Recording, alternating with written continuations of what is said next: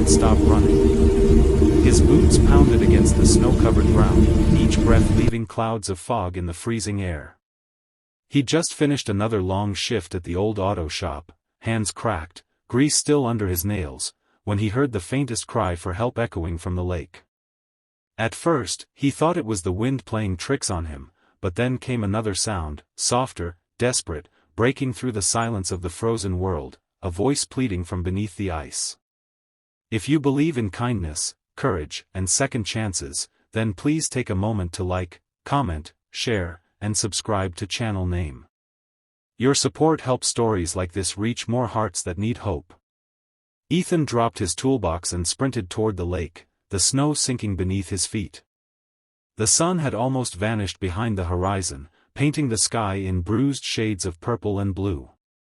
There, near the center of the frozen lake, a small figure was thrashing against the ice, barely visible through the thick sheet of frost. It was a young girl, no older than 10, her red coat stark against the pale world around her. Panic gripped Ethan's chest as he fell to his knees, crawling across the brittle ice that cracked with every inch he moved forward.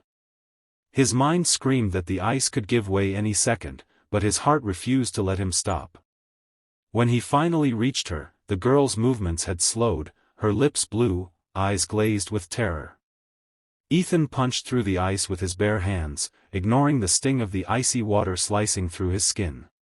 He reached down, grabbed her by the arm, and pulled with all his strength until she was free. Both tumbled back onto the ice, gasping.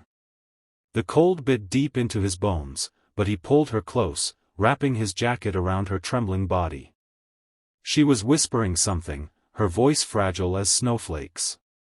Ethan leaned closer, and she mouthed words that would change his life forever: "Don't let anyone else drown alone." Her eyes fluttered shut, and everything went still.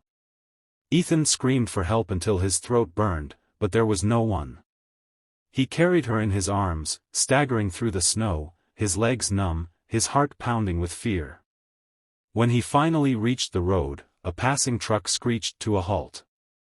The driver rushed them to the nearest hospital, where doctors worked frantically to revive the girl.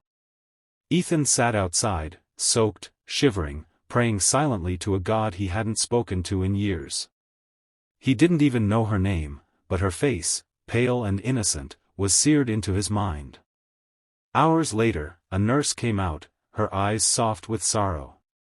"She's gone," she said quietly. The words hit Ethan like a hammer. His heart sank, and for a long time, he just sat there, staring at the sterile floor, unable to move. But the whisper, the girl's last words, echoed endlessly in his ears. "Don't let anyone else drown alone." Ethan went home that night to his cold, dimly lit apartment, haunted by the thought that he'd been too late. His life had already been full of loss. His mother had died when he was young, and his father had abandoned him soon after. Working as a mechanic barely kept the lights on. He'd always felt invisible in a world that moved too fast to care. But now, even sleep refused to come. Every night, he saw that little girl beneath the ice, her eyes pleading for someone, anyone, to save her.